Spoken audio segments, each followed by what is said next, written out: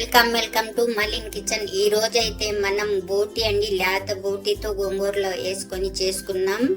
ఈ బోటి గోంగూర అయితే రెసిపీ చాలా చాలా టేస్టీ సూపర్ గా ఉంటుందండి. మనం అన్నంలో వేడి అన్నంలో వేసుకొని తింటే అదిరిపోతుందండి. మీరు తప్పకుండా ఈ బోటి గోంగూర ట్రై చేయండి, చాలా చాలా బాగుంటుంది. ఈ రెసిపీ నచ్చితే లైక్, షేర్, కామెంట్, సబ్స్క్రైబ్ చేయండి. మర్చిపోకండి మీ ఫ్రెండ్స్కి షేర్ చేయండి. వీడియో చూడాలంటే నోటిఫికేషన్ ఆన్ చేసుకోండి. వీడియో అయితే పూర్తిగా చూడండి. వీడియోలో మనం ఎలా చేసామో అలాగే చేయండి, అద్దరిపోతుందండి. బోటి గోంగూర అయితే బాగా చూడండి, భలే ఉందండి. టేస్ట్ అయితే అద్దరండి. బాగా చూసండి. వీడియోకి టార్గెట్ 50 లైక్స్ అండి. తప్పకుండా లైక్ చేసి ఫుల్ వీడియో చూడండి, బాగా చూడండి. Thank you. మనం స్టవ్ వెలిగించుకొని ఒక కుక్కర్ పెట్టుకోవాలండి. పెట్టుకున్న తర్వాత ఇందులోకి ఒక 2-3 చెంచాలు నూనె వేసుకుందామండి.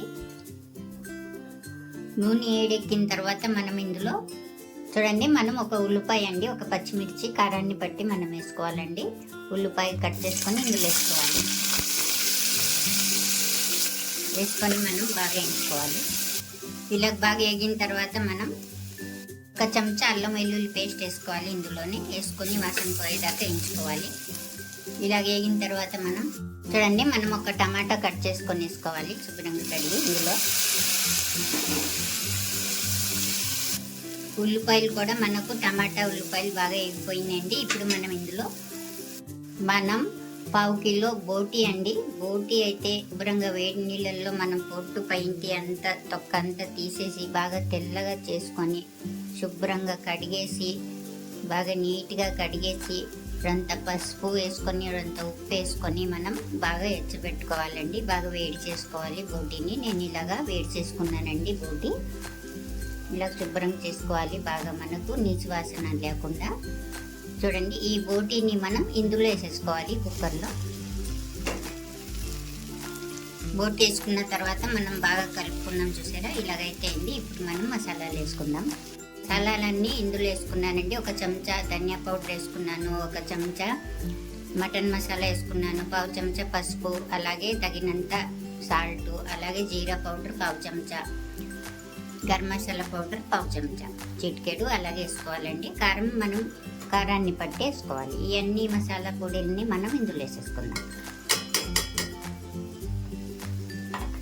వేసుకొని బాగా ఇలా కలుపుకొని ఒక 2-3 సార్లు. అలాగే కొత్తిమీర కూడా వేసుకోవాలి. మనకు బాగా లేత బోటి అయితే బాగుంటుందండి. ఇలాగా చూడండి, బాగా ఉడికిపోతుంది, తొందరగా అయిపోతుంది. ఇప్పుడు మనం ఇందులో ఒక కట్ట గోంగూర అండి తీసుకొని శుభ్రంగా కడిగేసానండి. మొత్తం అంతా క్లీన్ చేసుకున్నాను.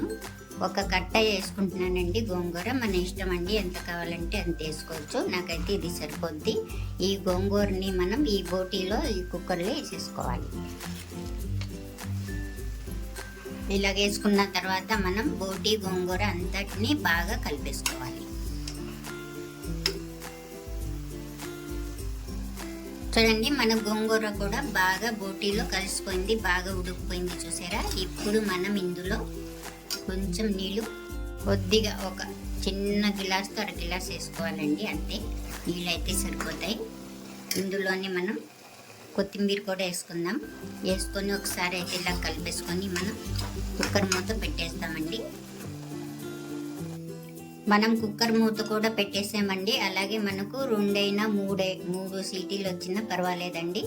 అప్పుడు 3 సీటీల తర్వాత మనం చూద్దామండి.